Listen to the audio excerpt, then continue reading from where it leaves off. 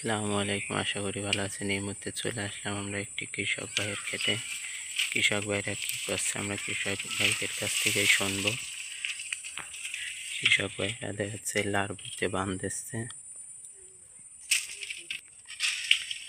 কৃষক ভাইরা দেখেন লার ভিতে বাঁধতেছে খুব সুন্দরভাবে পাটকাঠি দিয়ে বিনে। দেখেন কি গোছায়, দেখতে খুব সুন্দর লাগছে।